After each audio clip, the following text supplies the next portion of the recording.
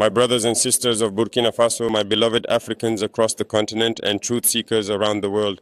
Today I do not speak as a politician, I do not speak as a soldier, I speak as a son of Africa, a child of a wounded mother who refuses to let her scars be forgotten. I come before you with a truth long buried, a history often distorted, and a story that must now be told, clearly, boldly, and without fear. Today, I bring you the memories of 10 courageous African leaders, our ancestors of resistance, who were either assassinated or overthrown not by their people but by foreign powers who feared the rise of a free and united Africa. This is not merely history. This is a map of betrayal, a record of what happens when an African dares to dream beyond chains. Let us begin where the first spark was struck. Number 1.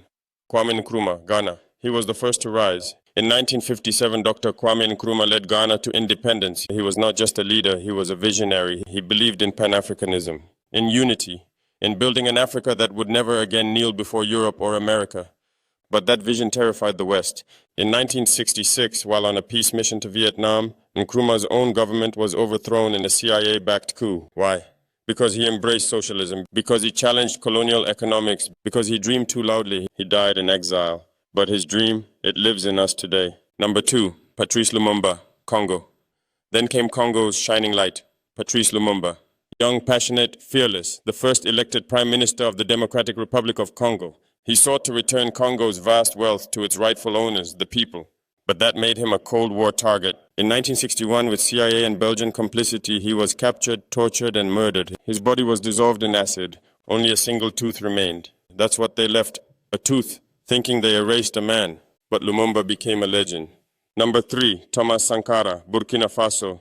This one is personal. Thomas Sankara met my countryman, the man who refused to ride in luxury while his people walked. The man who vaccinated millions, planted trees, empowered women, and rejected foreign aid. He said, "He who feeds you controls you, eh?" In 1987, betrayal struck from within.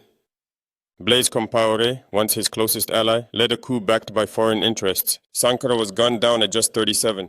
But Sankara never died. He lives in the soil of every seed he planted, in the minds of every Burkinabe who dares to rise. Number 4, Muammar Gaddafi, Libya. A controversial figure, yes, but a visionary nonetheless. Gaddafi ruled Libya for decades, but his ultimate dream was not domination, it was African unity. He proposed a single African currency backed by gold. He sought independence from the IMF, the World Bank, and Western manipulation. In 2011, NATO forces bombed Libya. Rebels supported by foreign powers hunted Gaddafi like an animal. He was captured, humiliated, and killed. Since then, Libya has known only chaos. Number 5, Laurent Désiré Kabila, Congo, DRC. In 1997, Laurent Kabila overthrew Mobutu and took charge of the Congo. He stood firm against foreign